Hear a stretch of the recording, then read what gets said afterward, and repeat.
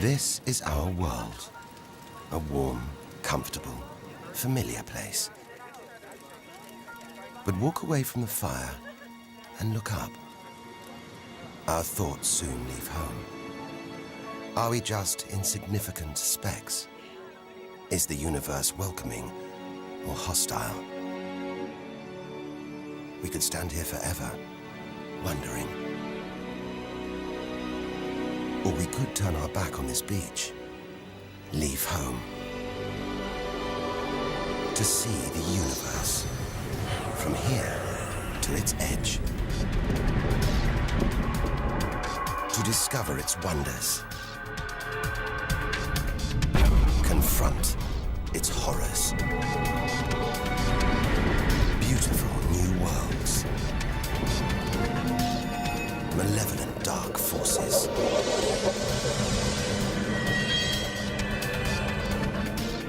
The beginning of time, the end of the world. Would we have the courage to see it through? Or would we run for home? There's only one way to find out.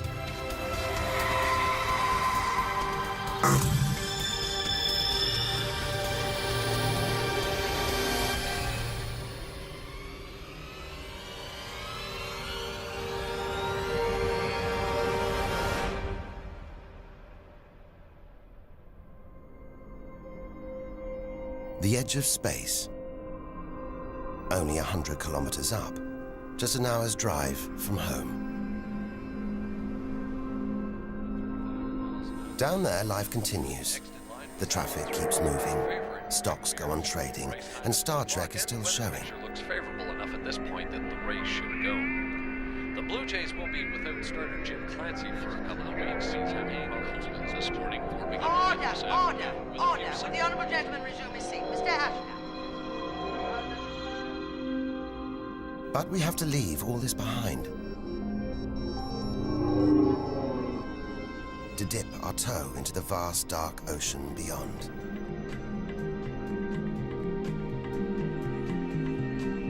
Into the shallows. Not too far from home.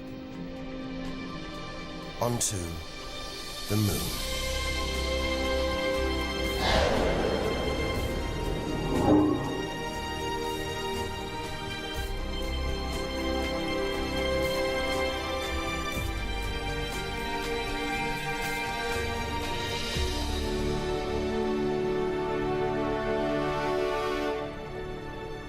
Dozens of astronauts have come this way before us. 12 of them have walked on the moon itself. Just over 400,000 kilometers from home, 3 days in a spacecraft. So close, it's as if we've barely left home.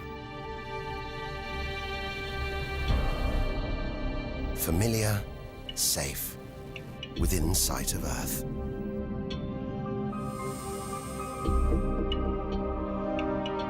It looks like a deserted battlefield, bombarded by millions of meteoroids and asteroids. But it's quieter now. It's obvious there have been no major collisions for millions of years.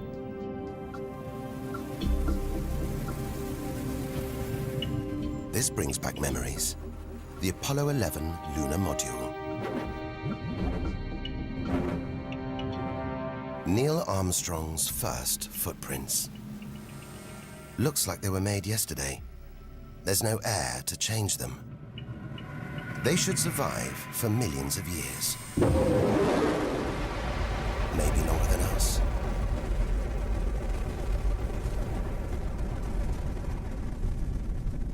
Our time is limited.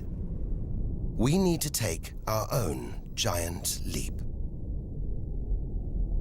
Further than any human has ever traveled.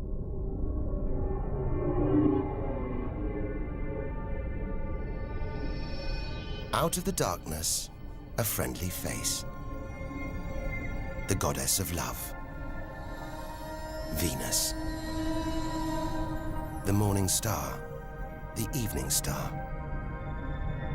Sometimes she welcomes the new day in the east, others she says goodnight in the west. The planet's spectacular yellow clouds reflect the sunlight. That's why this is the solar system's brightest planet. A sister to our planet. She's about the same size and gravity as Earth. We should be safe here.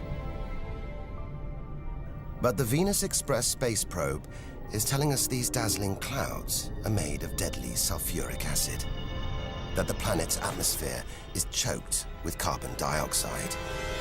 It's ringing alarm bells.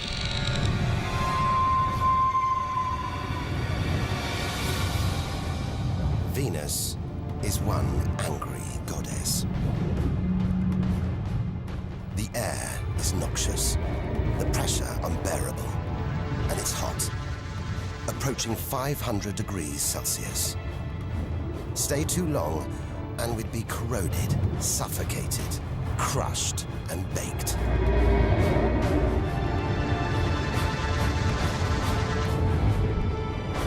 Nothing can survive here. Like this. It's a Soviet Venera robotic probe. Its heavy armor's been wrecked by the extreme atmosphere.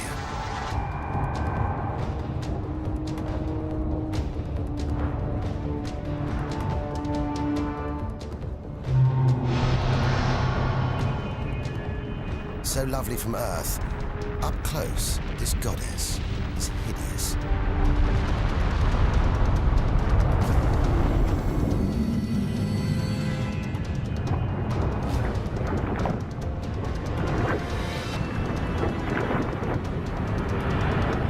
She's the sister from hell, pockmarked by thousands of volcanoes.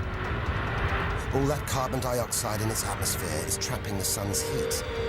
This is global warming gone wild.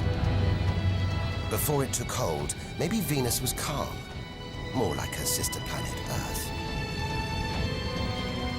If that's true, this could be our planet's future.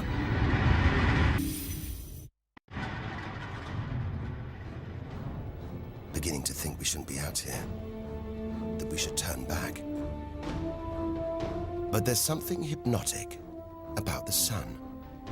Like Medusa, too terrible to look at, too powerful to resist, luring us onwards.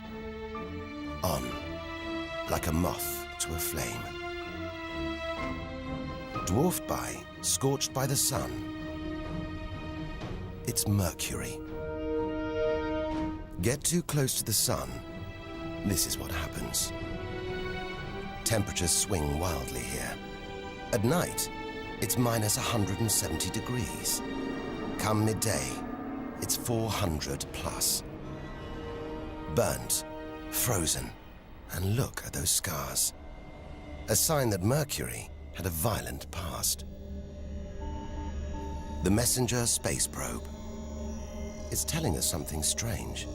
For its size, this little planet has a powerful gravitational pull. It must be heavier than it looks.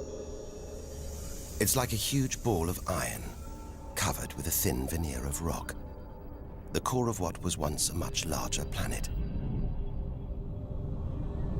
Maybe a stray planet slammed into Mercury, blasting away its outer layers in a deadly game of cosmic pinball. Whole planets on the loose, destroying anything in their path, even entire planets. And we're in the middle of it. Vulnerable, exposed, small. Everything is telling us to turn back. But who could defy this? The sun, in all its mesmerizing splendor. Our light, our lives. Everything we do is controlled by the sun, depends on it. And more than that, it's the Greek god Helios driving his chariot across the sky. The Egyptian god Ra, reborn every day. The summer solstice sun rising at Stonehenge. For millions of years, this was as close as it got to staring into the face of God. 150 million kilometers from home, a 20-year journey by plane. Switch it off, and it's so far away, we wouldn't know about it for a whole 8 minutes. It's so big, you could fit 1 million Earths inside it. So heavy, its gravity controls the entire solar system.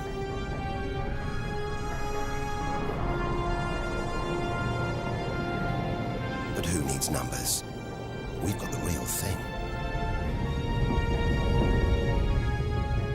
We see it every day, a familiar face in our sky. Up close, it's unrecognizable.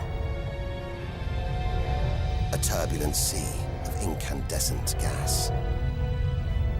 The thermometer rises to over 5,000 degrees. Down in the core, it's got to be tens of millions of degrees.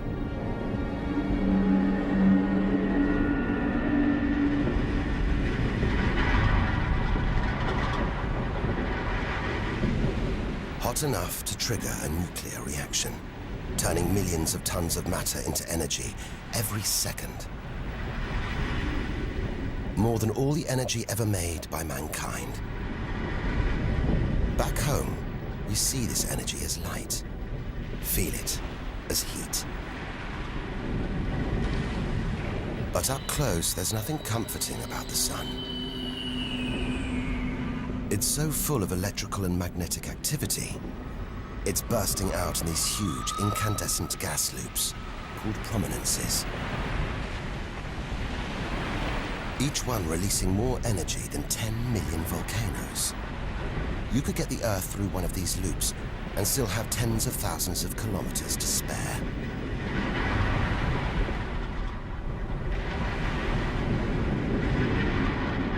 And where they burst through, it's exposing the cooler layers below, making sunspots. They're a fraction cooler than their surroundings. It's why they look black, but they're still hotter than anything on Earth. And they're massive, too. Some of these are at least 50,000 kilometers across. A solar flare. A superheated stream of electrified gas blasting deadly radiation out into space. But one day, all this will stop. The sun's fuel will be spent.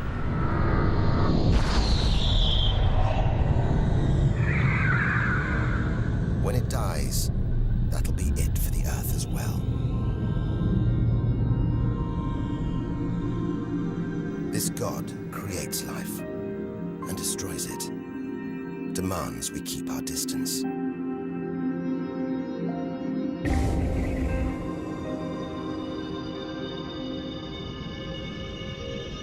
This comet has strayed too close. It's being boiled away by the sun's heat, creating a tail that stretches for millions of kilometers.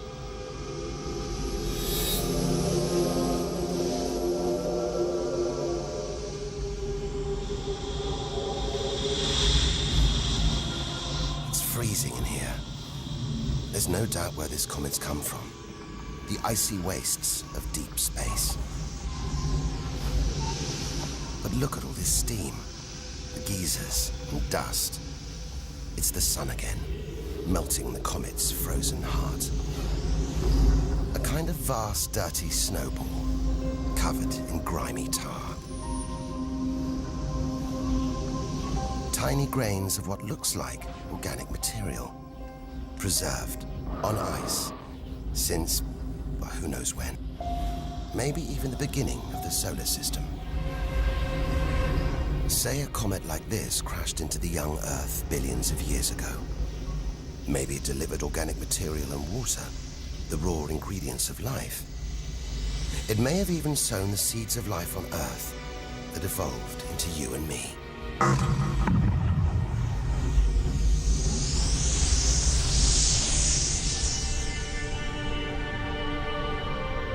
But say it crashed into the Earth now. Think of the dinosaurs, wiped out by a comet or asteroid strike. It's only a question of time. Eventually, one day, unless we can find a way to protect ourselves, we'll go the way of the dinosaurs. The Earth is safe. For now.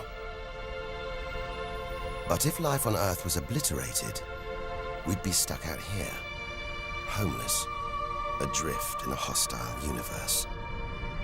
We'd need to find another home. Among the millions, billions of planets, there must be one that's not too hot, not too cold, with air, sunlight, water, where, like Goldilocks, we could comfortably live.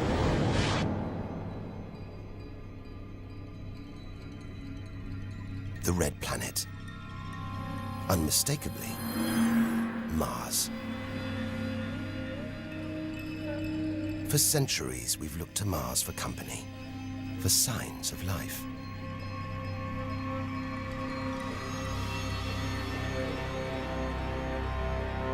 Somewhere down there could be extraterrestrial life. But are we ready to find it? Ready to rewrite the history books, to tear up the science books, to turn our world upside down? What happens next could change everything.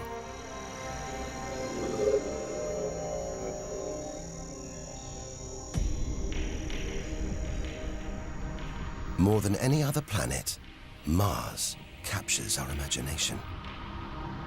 Think of sci-fi films, comics. What follows?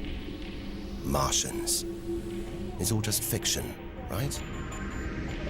But what if there really is something here? If there is, it's living on a dead planet. The processes that make Earth habitable shut down hundreds of millions of years ago here. Red and dead. Mars is a giant fossil.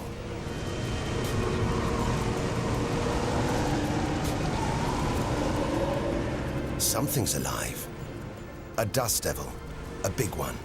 Bigger than the biggest tornadoes back on Earth. There's wind here. And where there's wind, there's air. Air that could sustain extraterrestrial life. But it's too thin for us to breathe. Full of choking carbon dioxide. There's nothing to protect Mars from the sun's ultraviolet rays. And it's cold. As low as -80 degrees, freezing water in the ground, at the poles, and even in the atmosphere, as snow.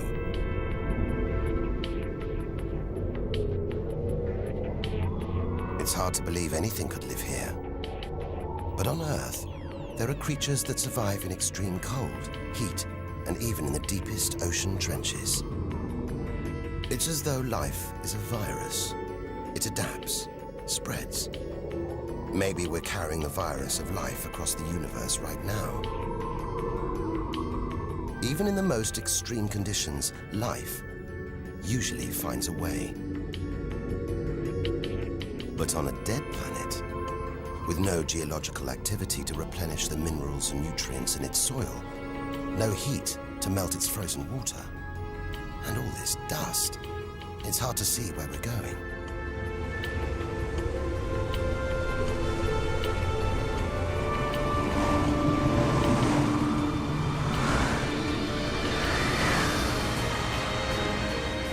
But we can't miss this. Olympus Mons, a vast, ancient volcano, 3 times higher than Everest. So wide, it would stretch almost all the way across Spain. Since its discovery in the 1970s, it's been declared extinct.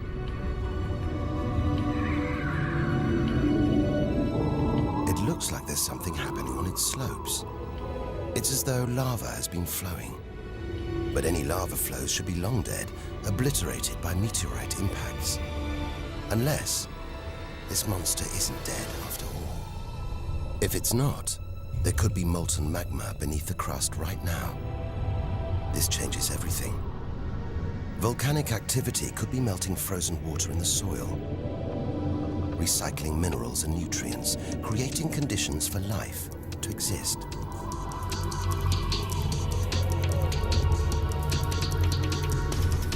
This makes the Grand Canyon look like a crack in the pavement.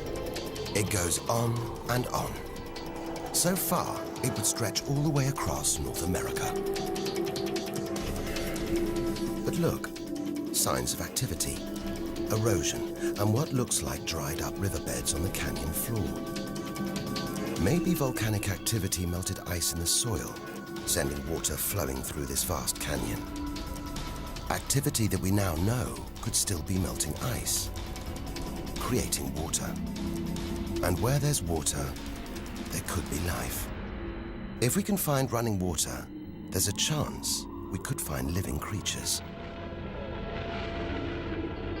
Trundling across this desolate landscape, the NASA rover Opportunity. It's finding evidence that these barren plains were once ancient lakes or oceans that could have harbored life.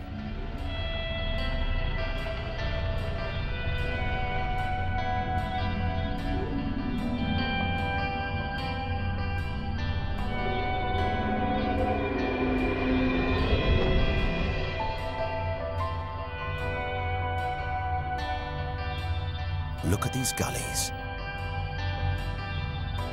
When probes orbiting Mars pass over them, they keep spotting new ones. More proof that Mars is alive and kicking. That there may be water flowing beneath the surface, creating these gullies. Water which could be sustaining Martian life.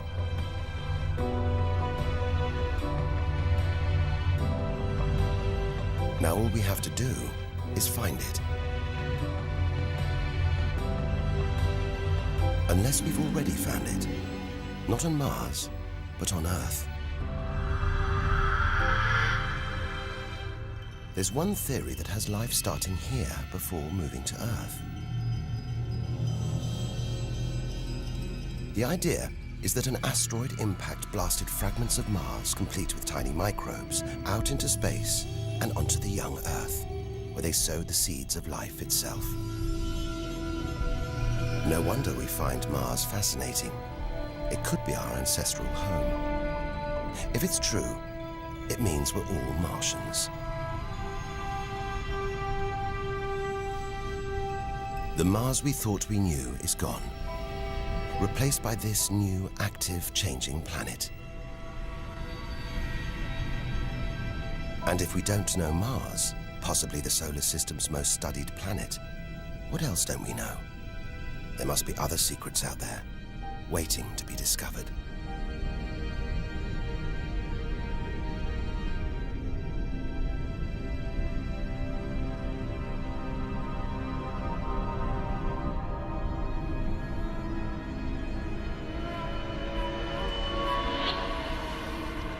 This is getting scary. It's like being inside a giant computer game.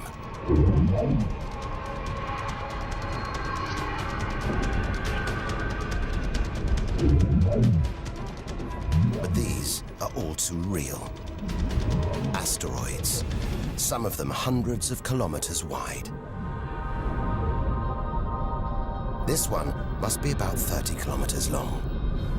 And look, perched on it, a space probe. Can't have been easy parking on an asteroid traveling at 80,000 kilometers an hour. It's a lot of effort to investigate some rubble. Rubble that regularly collides, breaking up and raining down on Earth as meteorites. Magical tokens, supernatural omens, and more than that. Turns out it was rubble like this that came together to make the planets, including our own.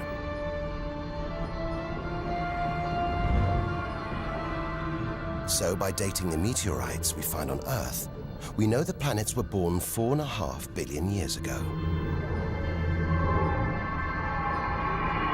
These are the birth certificates of our solar system, of our planet. But for some reason, these rocks didn't form into a planet. Something must have stopped them. Something powerful.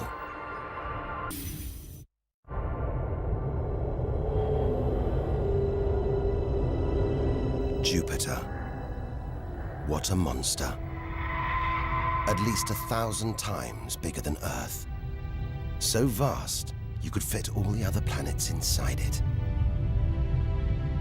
Something this big is going to have a major effect on its neighbors. Its gravity is stopping the asteroids from forming a planet. And just look at it.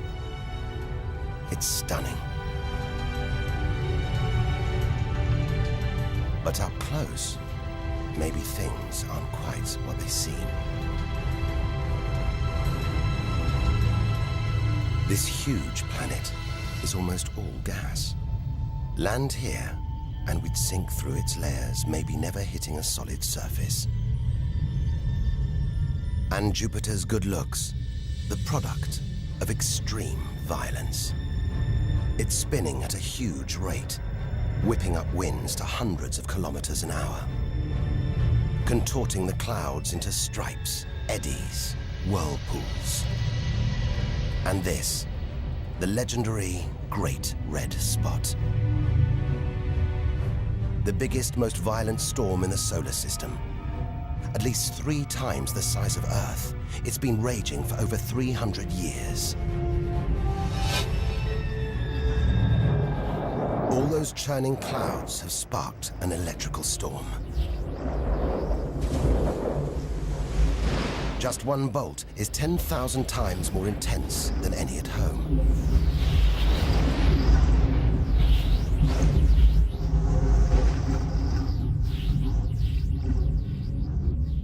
It seems the best place, the safest place to see Jupiter is from a distance.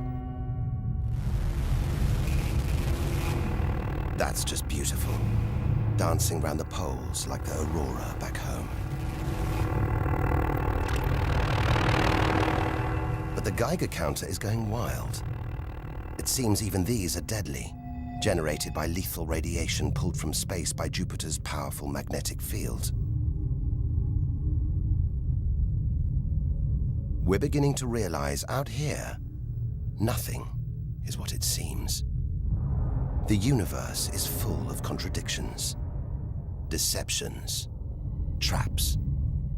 Right now, we need a safe haven, somewhere to find our feet, catch our breath. Maybe this, the multicolored moon Io, is it?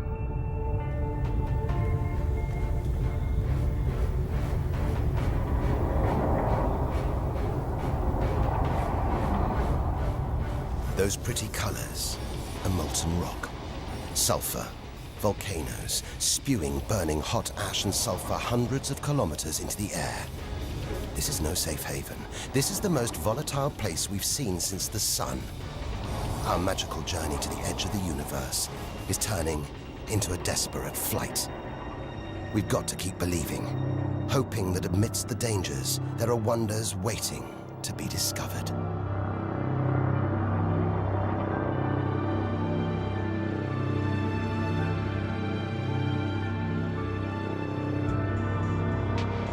$650 million kilometers from home. What a weird-looking place. And yet it looks strangely familiar.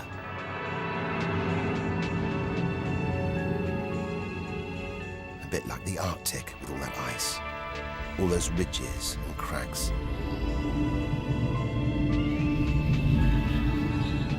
This is Europa, and maybe, like the Arctic, this ice is floating on water, liquid water.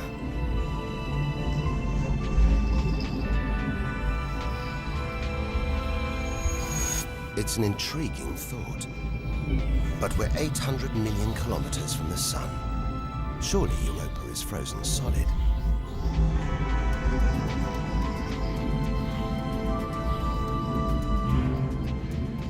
Unless Jupiter's gravity is creating friction deep inside, stopping Europa from freezing solid. allowing life to develop in the waters beneath its frozen crust. We might be meters away from aliens, from a whole ecosystem of microbes, crustaceans, maybe even squid. The only thing between us and the possibility of alien life, this layer of ice. But until we send a spacecraft to drill through the ice, Europa will remain one of the solar system's greatest mysteries.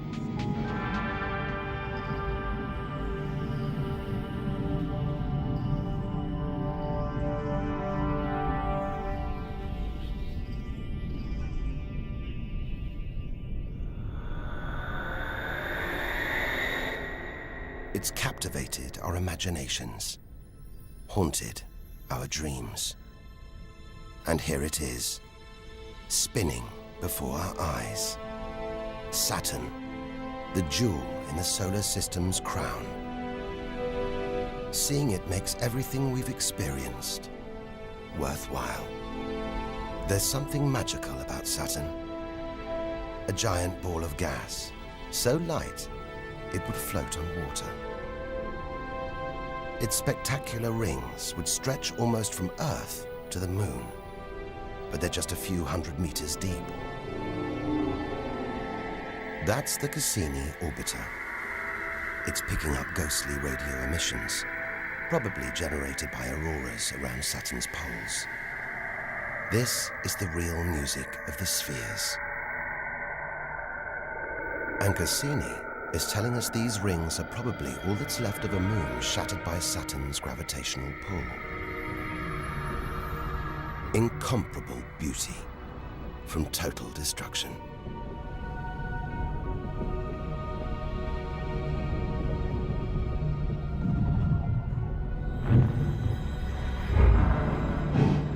Billions of shards of ice, some as small as ice cubes, others the size of houses. They collide, break apart, reassemble. It's like a snapshot of our early solar system, as dust and gas orbited the newly born sun, and gravity worked its magic, pulling the lumps together until from debris like this, our home emerged.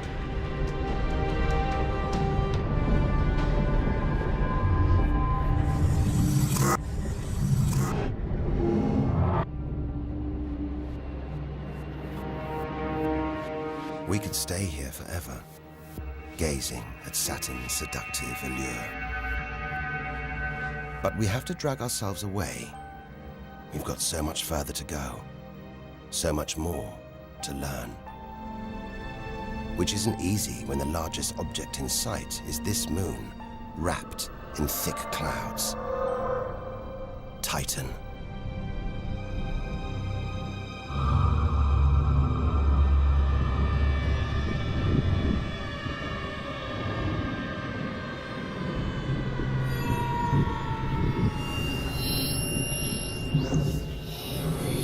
It seems like there's an atmosphere down here. There's wind, rain, even seasons. And look at these rivers, lakes and oceans. It's the most similar place to Earth we've seen so far. Maybe it was worth tearing ourselves away from Saturn after all. Except that's not water. That's liquid natural gas. There must be hundreds of times more natural gas here than all the Earth's oil and gas reserves. If we could get it home, it could power our cities, fuel our cars for thousands of years. Or maybe, one day, we could use it here to fuel a colony. Assuming there isn't life on Titan already. The Huygens space probe, dropped onto Titan's surface from Cassini, is here to find out. It's telling us there are organic materials in the soil, but it's so cold, minus 180 degrees. There's no way these could come together to form life. Unless Titan warms up. The sun is predicted to get hotter. When it does, maybe life will spring up here, just like it did on Earth billions of years ago. As the Earth gets too hot for us, maybe we'll move to Titan. One day we might call this distant place home.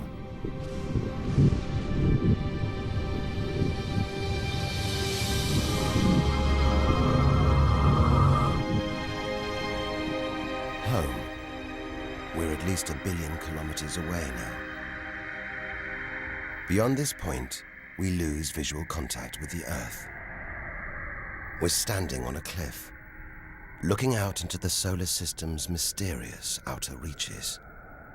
If we want to understand the universe, to reach its edge, we have to jump.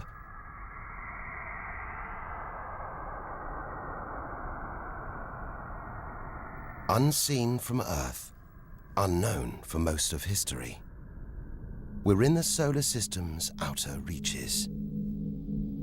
It's like diving down into the deep ocean.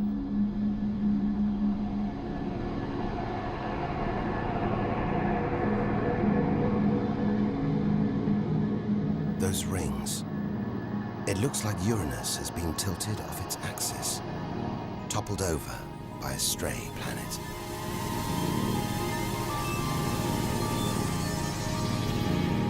It's eerie out here. Already beginning to feel small, lonely. Maybe this is how we'll feel, what we'll find at the edge of the universe.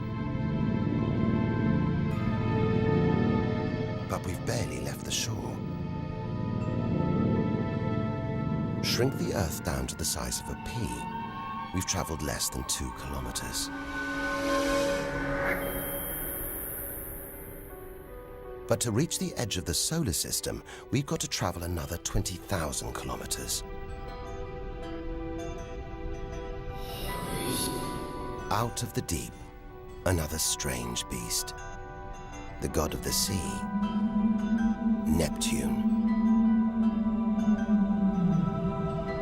This giant is swathed in methane gas.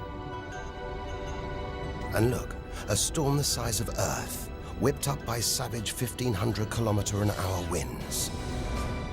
Back home, it's the sun that drives the wind, but Neptune's too far away. Something else must be creating these ferocious winds, but nobody knows what. Our solar system is huge.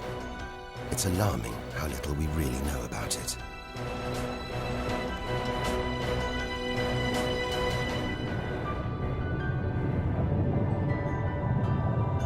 Plunging deeper, something to cling to.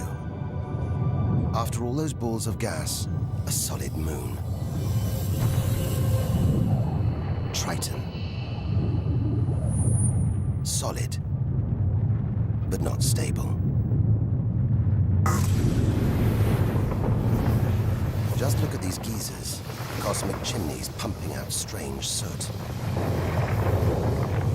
And this moon is going round Neptune in the opposite direction to the planet's spin. A cosmic battle of wills that this angry moon is always going to lose.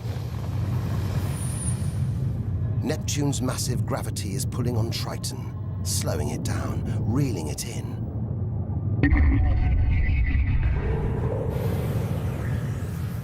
One day, it'll be ripped apart by Neptune. And that's it. No more moons, no more planets to see in our solar system. It's getting colder.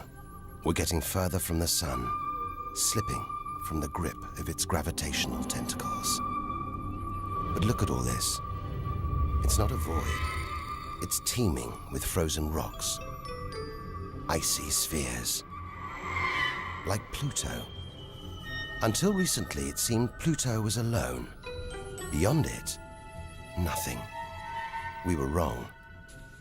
More frozen worlds. Discoveries so new, nobody can agree what to call them.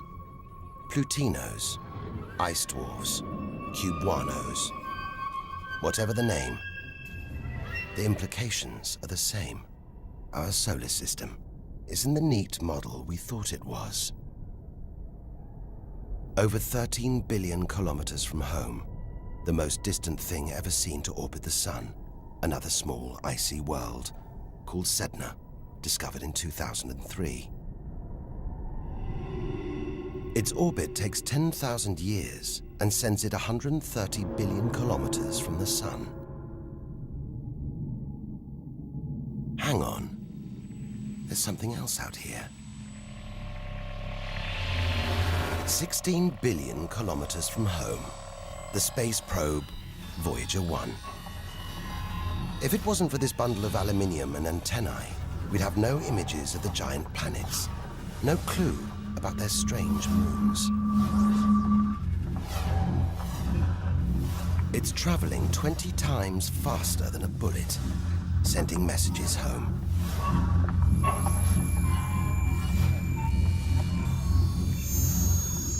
And look, on its side, that gold panel, a kind of intergalactic message in a bottle. There's a greeting recorded in different languages. Hola y saludos a todos. And a map showing how to find our solar system. But if you're in the jungle, is it wise to call out? Anyone, anything could hear our call, find out where we live, and come knocking, friendly or not. A cloud of cosmic icebergs stretching for what seems like forever. They look like the comet we saw earlier.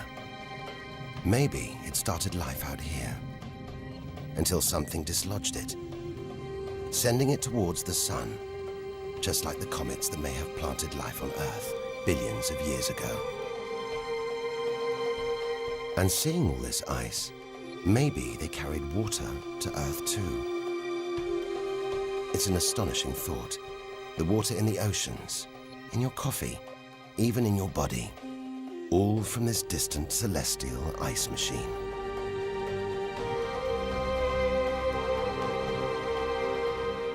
We're 8 million, that's 8 trillion kilometers from home. But in reality, this is only a baby step.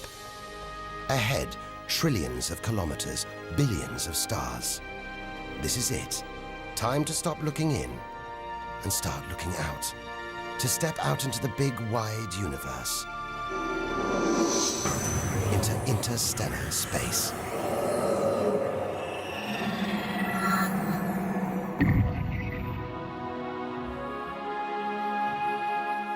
Interstellar space. Far beyond our solar system. What a view. Billions of stars like our own sun, many with planets, many of those with moons.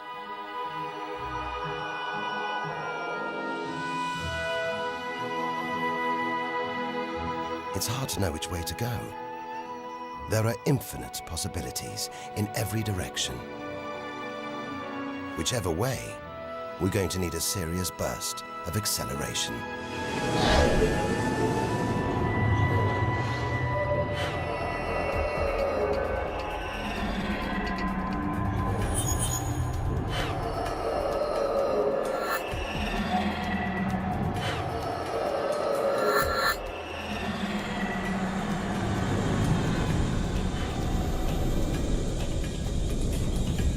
$40 trillion kilometers from home.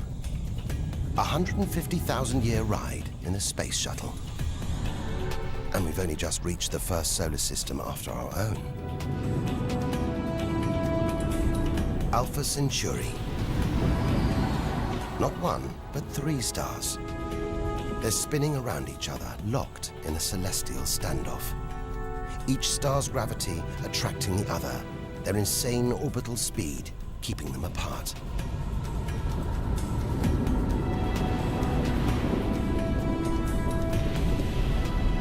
Get between them, and we could be flung into the face of one of these stars.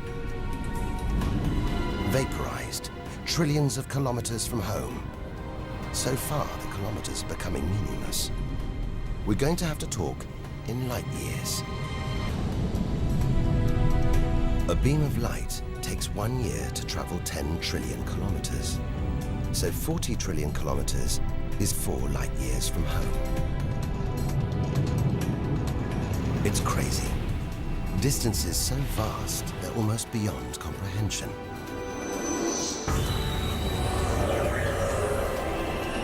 And exciting. Who knows what strange worlds lie ahead?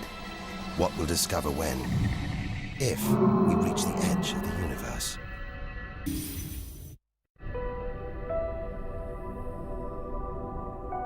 "10 light years from Earth, the star Epsilon Eridani. What spectacular rings of dust and ice, and somewhere in there, planets forming out of the debris, being born before our eyes.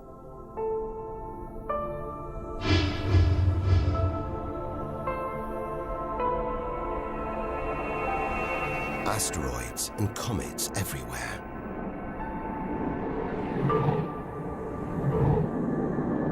We could almost be looking at our own solar system billions of years ago, with comets delivering organic molecules, water to these young planets, kick-starting life just as they may have done on Earth.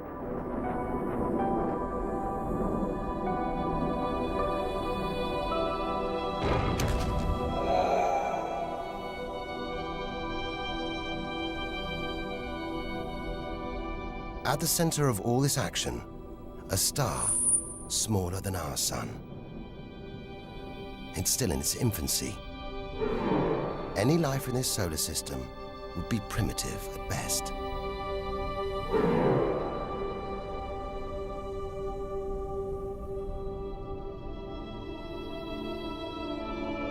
There must be more mature, developed solar systems out here, but finding them is like looking for a needle in a cosmic haystack.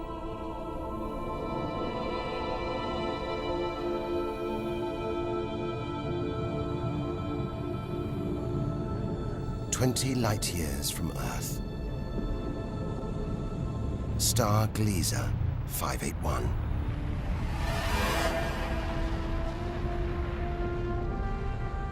It's about the same age as our sun.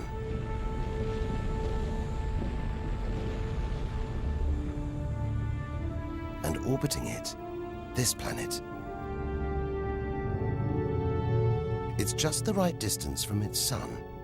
Any closer and water would boil away. Any further and it would freeze. Ideal conditions for life to have evolved.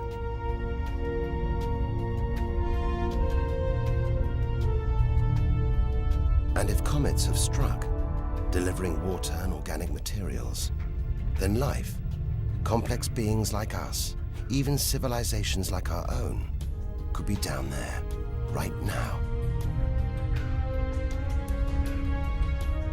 And if there are, even at this distance, they could be tuning into our TV signals, watching shows from 20 years ago. And here's your host, Geographic. But until future generations can find a way of communicating over these vast distances, all we can do is speculate. Us and them, living parallel lives, unaware of each other's existence.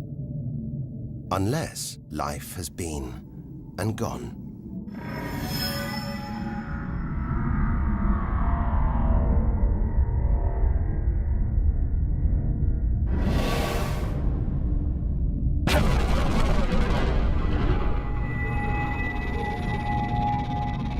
That's the problem with comets. They're creators and destroyers. As the dinosaurs found out the hard way 65 million years ago. This is the needle in the cosmic haystack, the closest we've come to a habitable solar system like our own. But it's a chance encounter. There could be hundreds, millions more solar systems like this out here, or none at all.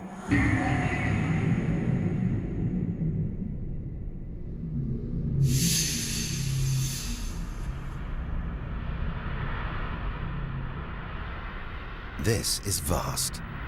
And look, it's the planet Bellerophon.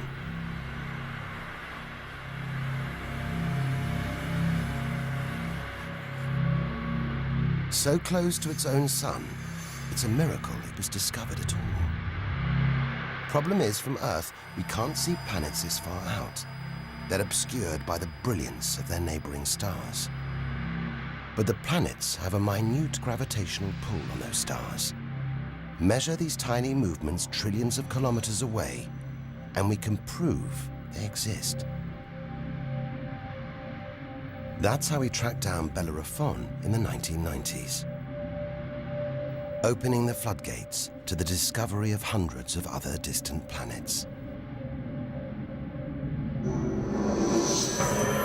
65 light years from Earth. Tune in on this bright star, and you'd pick up TV signals from Hitler's Berlin Olympics. Verkünde die Spiele von Berlin zur Feier der 11. Olympiade neuer Zeitrechnung als eröffnet.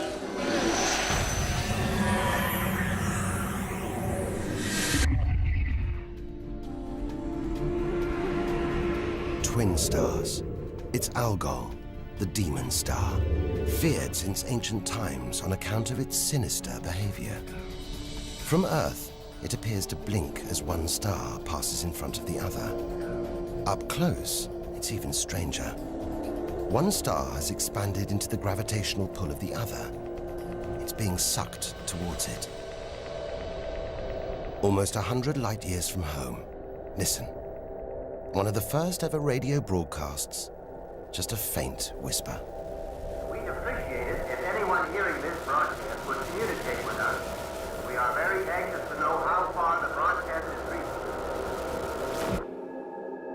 And then silence. From here on out, it's as if Earth never existed.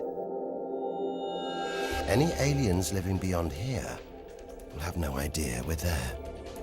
It feels like a lifetime ago we stood on that beach, looking up at the sky, wondering where and how we fitted in.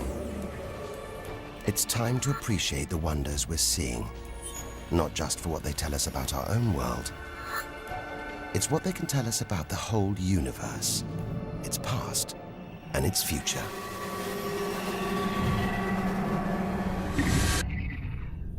Deep inside our galaxy, the Milky Way, a vast celestial library, each star a book with a story to tell. It's all here, waiting for us to lift the cover. The seven sisters, daughters of the ancient Greek god Atlas, transformed into stars to comfort their father as he held the heavens on his shoulders.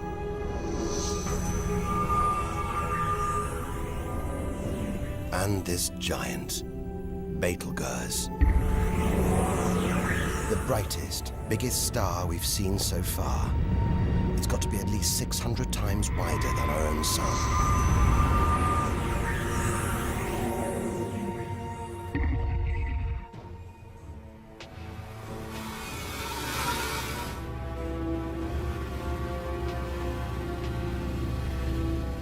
But this, it's not a star. Not a planet. Not like anything we've ever seen.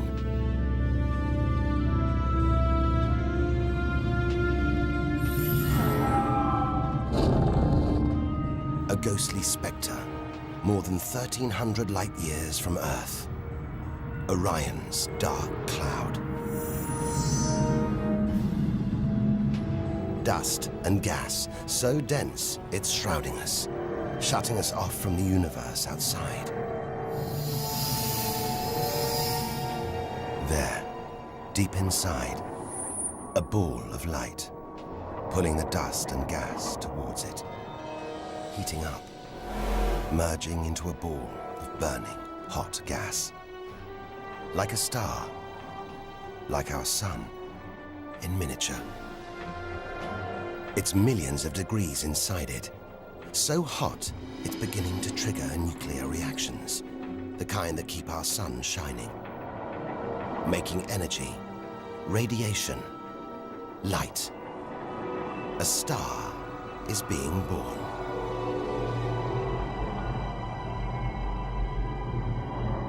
Or rather, stars.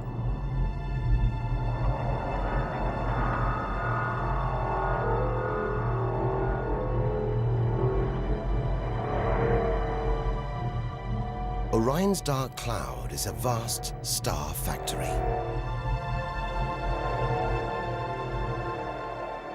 We're witnessing the birth of the future universe.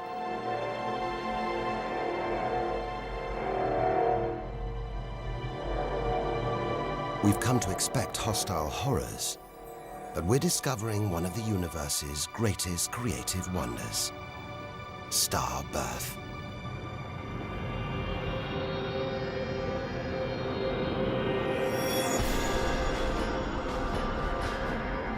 Perhaps we spoke too soon.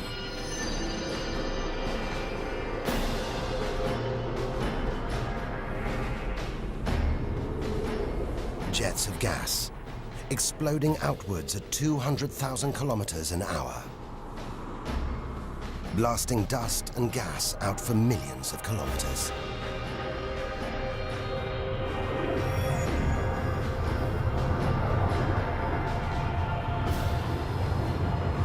It's unbelievably violent, but look at the results. It's beyond words. Nebula. Vast glowing clouds of gas hanging in space. With no wind out here, they'll take thousands of years to disperse. They seem to be forming a vast stellar sculpture. It makes you realize nature is more than a scientist, an engineer. It's an artist on the grandest of scales. We've seen some strange sights, but this is a masterpiece. A giant horse's head rearing up in space. Stars are born, grow up, and then what? Do they die? Do they slip quietly into the night, or go out with a bang?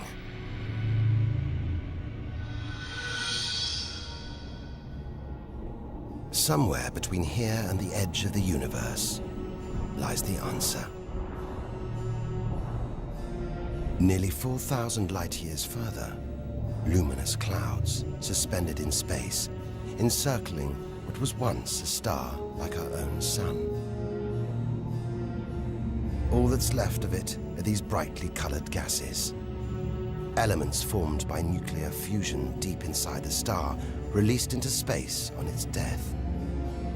Green and violet, hydrogen and helium, the raw materials of the universe. Red and blue, nitrogen and oxygen, the building blocks of life on Earth. For us to live, stars like this had to die. The oxygen in our lungs, the nitrogen in our DNA, it was all produced by nuclear fusion in stars that died long before the Earth was even born. We are made of stellar nuclear waste. Our family tree begins here.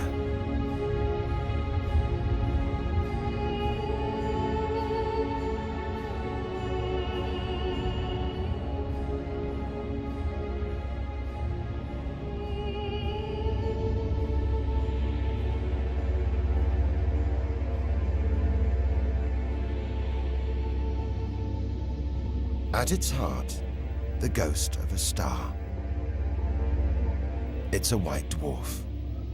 White, hot, small, but unbelievably dense. In the star's dying moments, its atoms fused and squeezed together, making it so dense that just a teaspoon of this white dwarf would weigh 1 ton.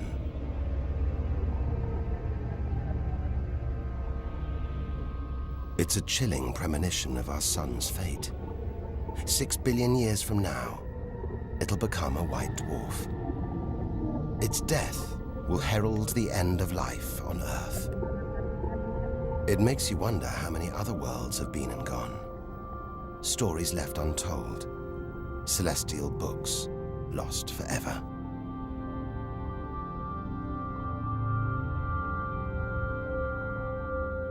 But the greatest story of them all is still to be told. we must go back through time to the very first chapter to tell the story of how the universe began.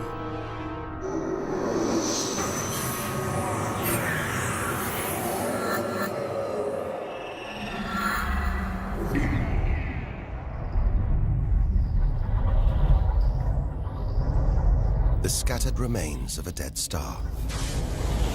A nebula, the Crab Nebula. We're 6,000 light years from home, deep inside a stellar graveyard. We've learned so much, seen things we'd never have believed possible. Now, sights like this, wonders once beyond imagination, we take in our stride. We're ready. Ready to face whatever lies ahead. Determined to reach the edge of the universe. It looks dead, but maybe this is just the calm after the storm. After a massive explosion. Powerful enough to turn a huge star into a cloud of dust and gas. A supernova.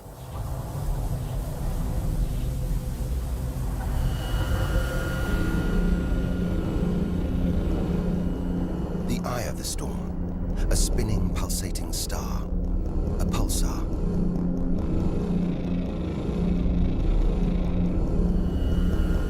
Gravity must have squeezed the giant star's core down to this. It's just 20 kilometers across, unimaginably dense. One pinhead of this would weigh hundreds, maybe millions of tons. As it shrank, like a figure skater spinning on the spot, arms outstretched, then pulling them in, it began to spin faster. Two beams of light, energy, radiation, spinning 30 times a second, powering the huge cloud of dust and gas. There's so much radiation here, more even than on the sun.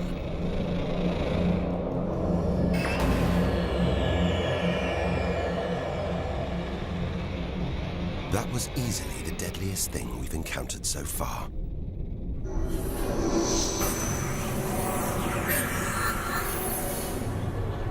Once, it would have terrified us. But now we realize that without the dangers, there'd be no wonders. Without the nightmares, there'd be no dreams.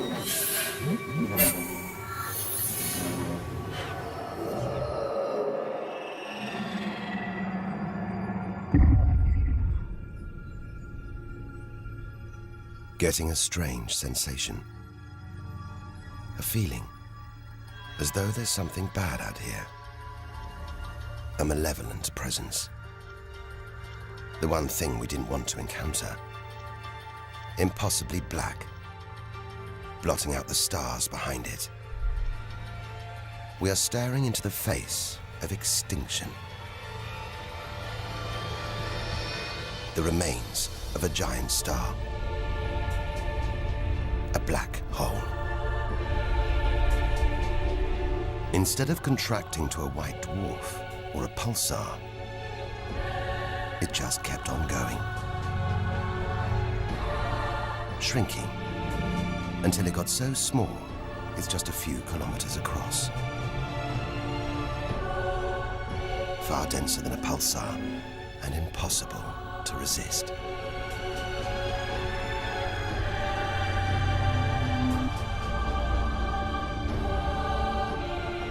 Stray too close, and there's no turning back. Now we know why it's a black hole. Its gravity is so intense, not even light can escape. This asteroid, it's a lump of solid rock, but it's actually stretching, being dragged towards the gaping hole. Inside, there's no matter as we know it. No time, no space. All the rules of physics collapse.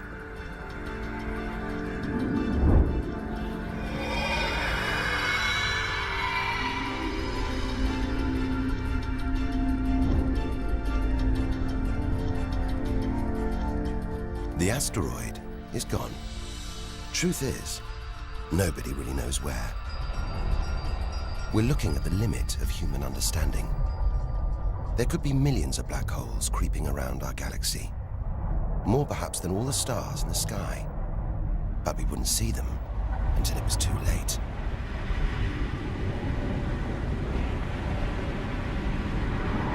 Like this star, spiraling, disappearing down an invisible plug hole.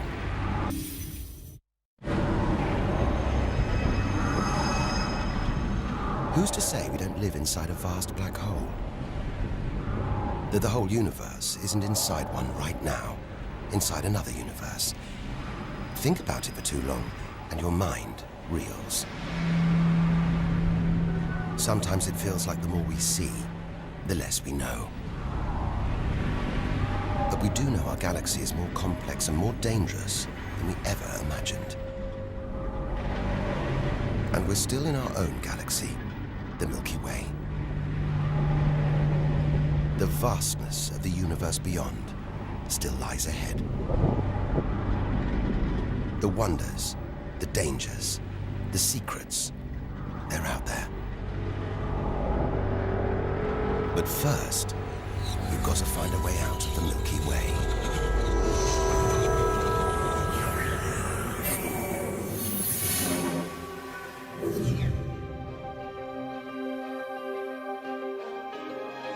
"7,000 light years from home, still deep inside our own galaxy. It's as though we're in a forest thick with trees, each so beautiful, so fascinating. It's impossible to look beyond, to see the bigger picture. We have to find a way through, reach the clearing at the galaxy's edge. Only then can we begin to understand where it and we all began. But faced with sights like this, it's hard to leave. A colossal glowing cloud topped by these great towers of dust. The pillars of creation. Like a gateway into the far galaxy. Both pillars studded with tiny protrusions. Embryonic star systems. Each one the size of our solar system. Another monument to nature's astonishing creativity. We have to ignore its captivating beauty, its siren song, tear ourselves away in order to carry onwards towards the edge of the galaxy.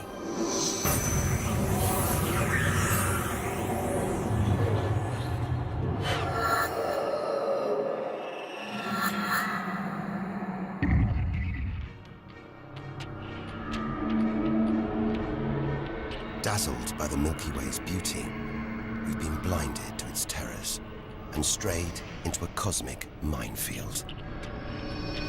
Like an explosion in slow motion, giant clouds of gas are bursting out of this star. A massive star, millions of times brighter than our sun. It's going into meltdown. The fuel that sustains it is running out. The nuclear reactions that power it winding down. We're watching its death throes. Eventually, the core will implode. The result, a new black hole.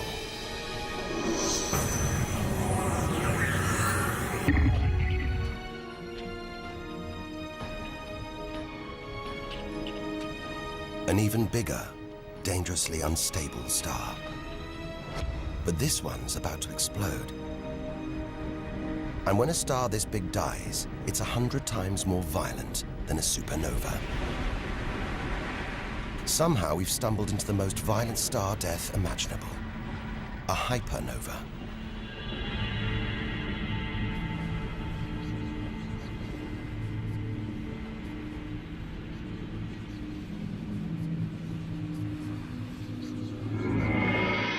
The core's collapsed. It's becoming a black hole.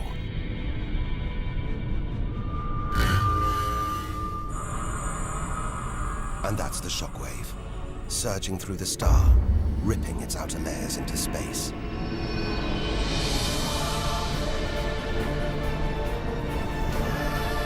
There's lethal radiation everywhere, enough to have a catastrophic effect on any planet unlucky enough to be nearby. When virtually every species on Earth was wiped out 450 million years ago, the culprit may have been one of these. Deadly hypernovas, frozen comets, scorched planets, white dwarfs, red giants, Earth. Tiny drops in a vast pool of white light. Our home galaxy, the Milky Way. We want to know where we fit in.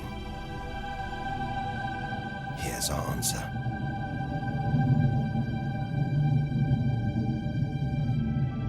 Civilizations, past and present. Everyone that's ever lived. The smallest bug, the highest mountain. All of it. Invisible. Not even a tiny speck.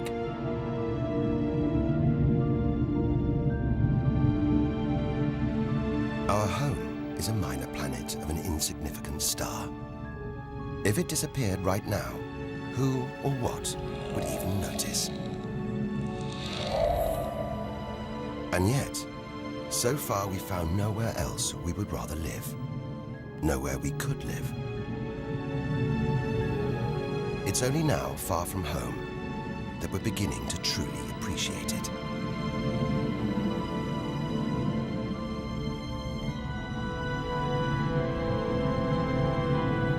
Look at all these stars. Hundreds of thousands of them. Surely one of these, more than one, must be capable of supporting life.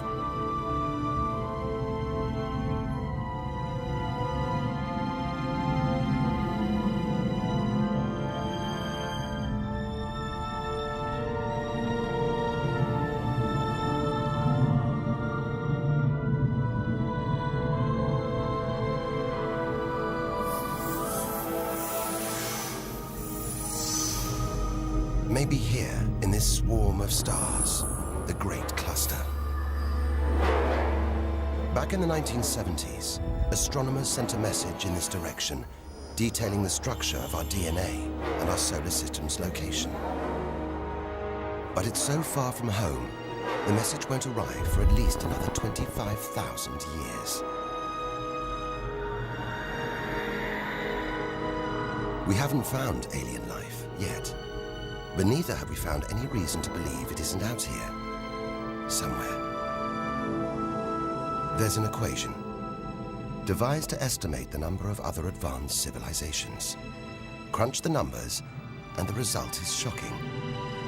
There could be millions of civilizations, just in our own galaxy.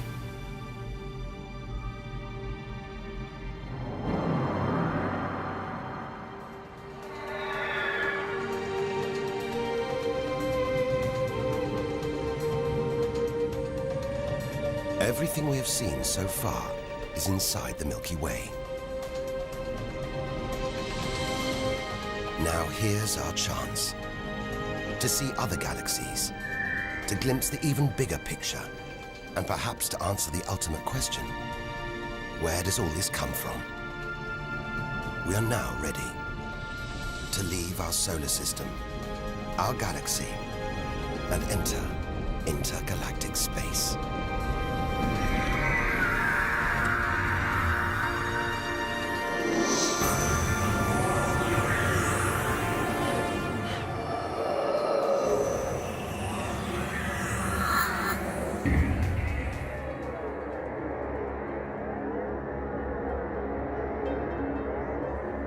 Beyond the Milky Way, through the vast expanse between galaxies, against all the odds, we've made it to intergalactic space.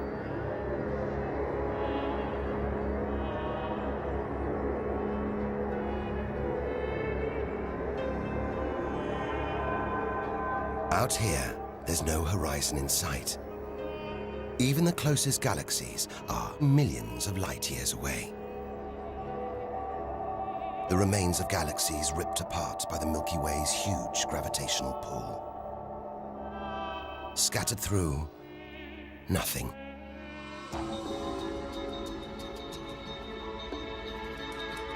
This is as close as the universe gets to a perfect vacuum.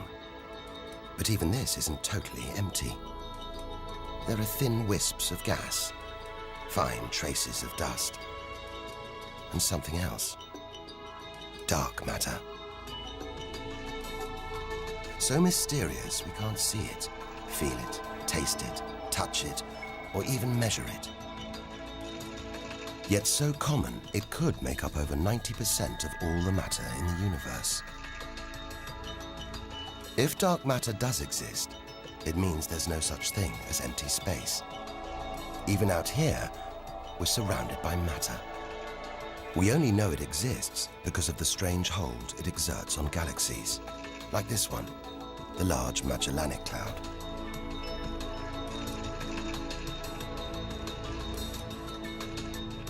More than 6 billion years in today's fastest spacecraft, 160,000 light years from the Milky Way, at the edge of its gravitational reach. This galaxy should spin off into space, but something is holding it here. Something invisible, powerful, dark matter. Stars, clusters of stars, nebulae. It's a vast astronomical treasure house.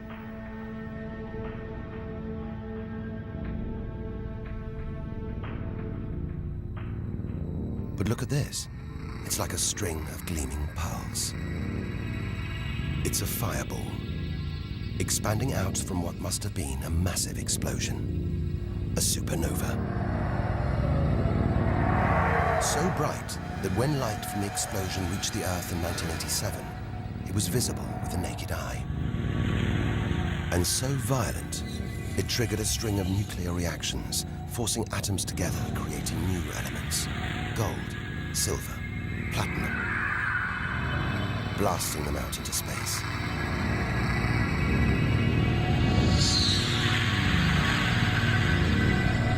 The gold in the ring on your finger was forged in a massive supernova like this, trillions of kilometers away, billions of years ago. Before we left home, the universe seems separate. Something out there, up in the sky. We were wrong. The story of the universe is the story of every one of us.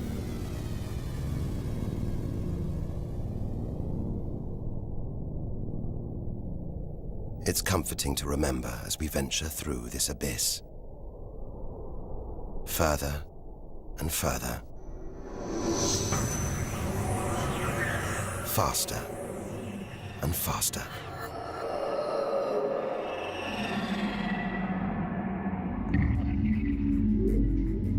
The Andromeda Galaxy, 2.5 million light years away. It's moving through space at nearly 1 million kilometers an hour. Everything in space is moving apart like shrapnel from an explosion. We're seeing this galaxy as it was when our ape-like ancestors first walked across the African plains.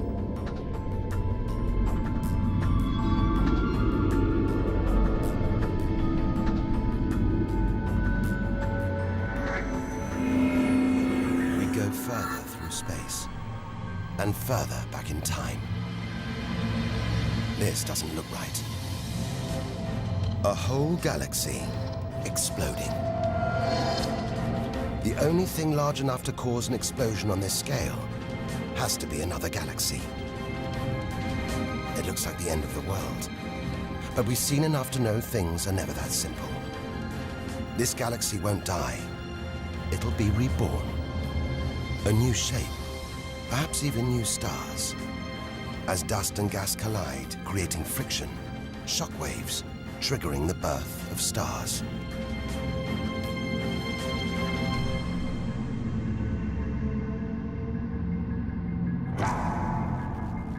There's order in this chaos, a pattern behind the infinite variety. an endless cycle of birth and death, creation and destruction. It's a pattern woven through the vast fabric of space that binds each of these galaxies. There are billions of galaxies in the universe, each with billions, even trillions of stars. Possibly more stars than there are grains of sand on all the beaches on Earth. And all of these are just the stars that exist now. What about the stars that have been and gone? All the stars being born, yet to be born. We're finally beginning to see the big picture, and it's grander than we ever imagined. This galaxy, the huge Pinwheel Galaxy, is so far from Earth that if we send a message home now, it'll take 27 million years to get there. Who knows whether our species, our planet, will still be around to receive it? Most likely not.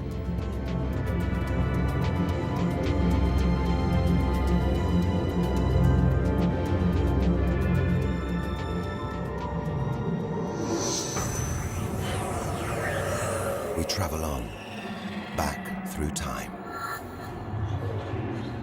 Past the point where the dinosaurs were wiped out.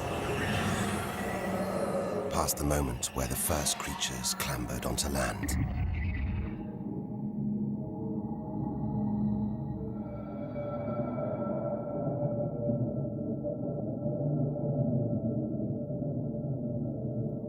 "2 billion light years from home, closing in on the edge of the universe, going back to the beginning of time." This isn't a galaxy. It's brighter than hundreds of galaxies put together. A blinding beam of energy bursting out for trillions of kilometers. Something this big, this bright, must be incredibly powerful. Experience tells us out here, power equals danger. It looks like a quasar, the deadliest thing in the universe. If it is, then our journey could be over, just as the end is almost in sight.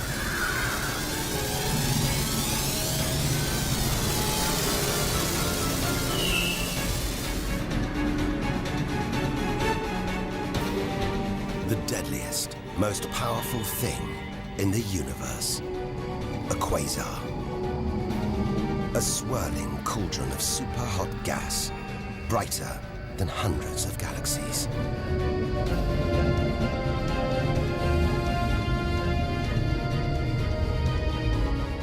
The source of this awesome power lies deep inside the heart of the beast. A heart of darkness, a supermassive black hole as heavy as 1 billion suns.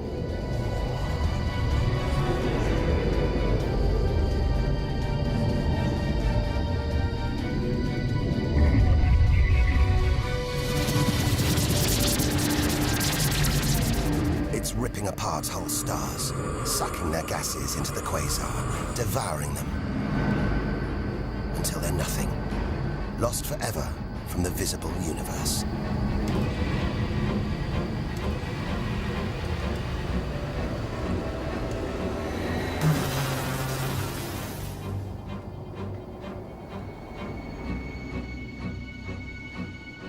We've seen the worst the universe can throw at us, the most powerful and destructive forces the universe produces.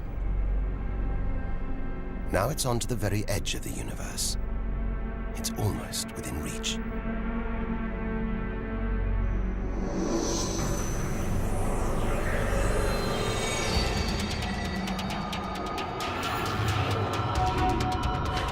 We'll need to go further, go faster if we're to cross the final reaches of the known universe.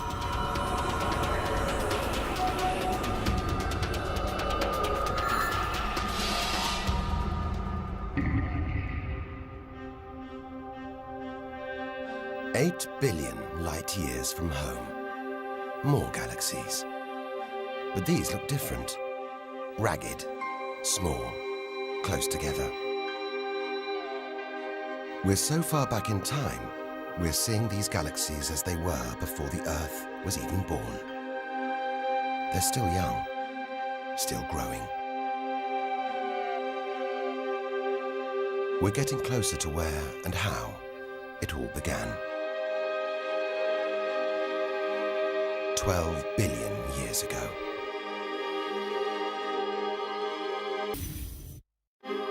Look at the galaxies now. They're more like primitive plankton floating in a vast, dark ocean.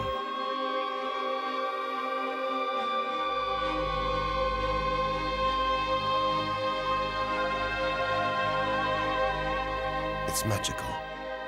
Clouds of dust and gas, dancing, forming a shape, merging to make embryonic galaxies. This is how our own galaxy was born.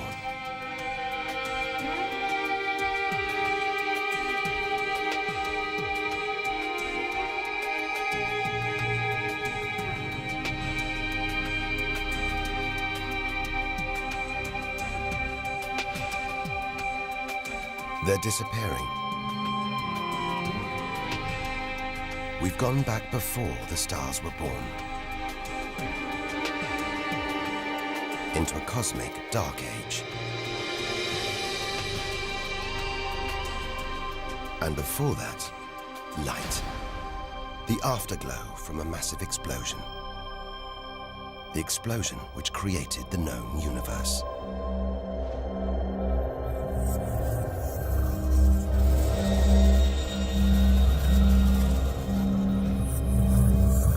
We're almost there.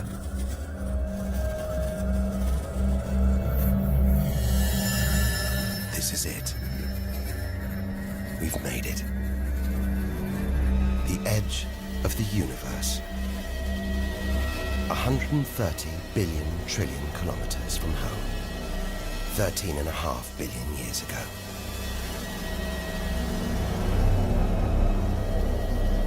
The very instant of the Big Bang. The most violent, most creative moment in history. Everything that's ever happened follows from this moment.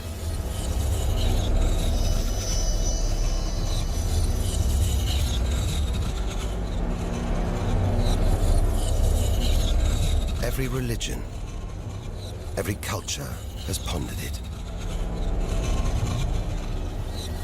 But we still don't know what sparked this act of creation, or why. This is where our journey ends, and the universe begins.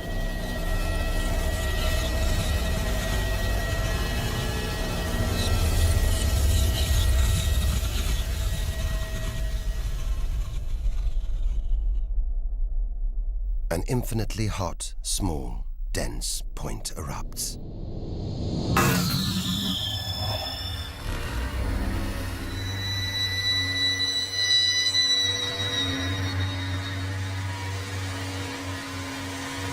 Creating space, time, matter, our universe itself. First, it's the size of a subatomic particle. The tiniest fraction of a second later, it's big enough to hold in the palm of your hand. Moments later, it's the size of the Earth.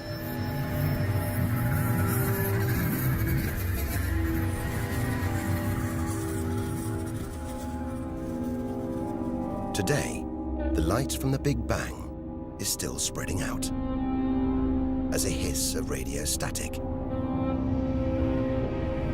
Your TV aerial picks it up. You can see it as static on an untuned TV.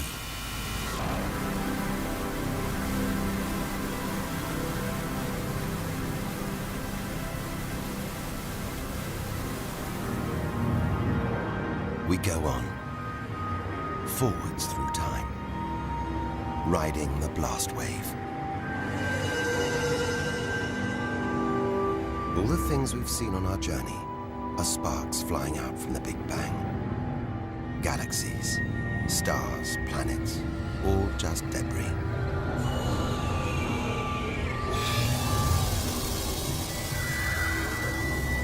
back through our galaxy.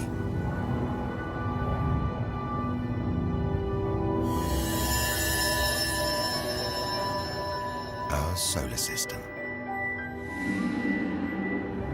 Until we reach another cooling cinder, swirling in the afterglow of the Big Bang.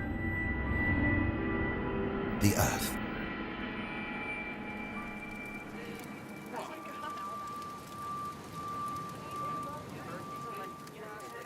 We had to go back to the past to see our future.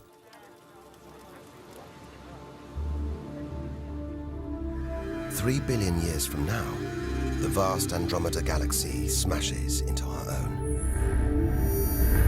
A new galaxy is born. The sun and planets survive, but they've been thrown into a huge looping orbit around the new galaxy. The sun is becoming a red giant, swallowing up Mercury and Venus, scorching our planet's surface, destroying all life on Earth.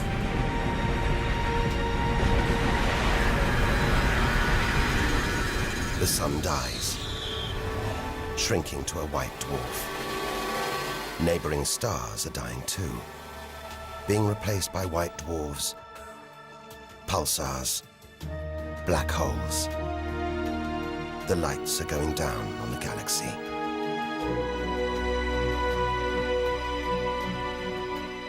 Since the Big Bang, the universe has been fading, dying, not with a bang, but with a long, drawn-out whimper.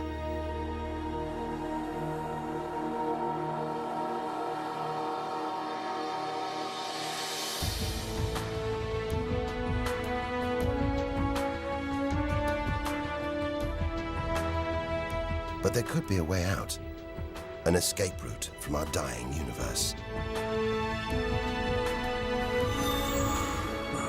It might be possible for our distant descendants to find a shortcut through space and time, a wormhole.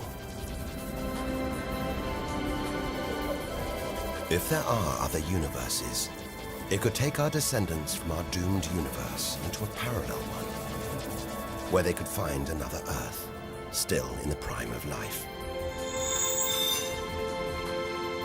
If they're lucky enough, they will live on in a new universe. A new home.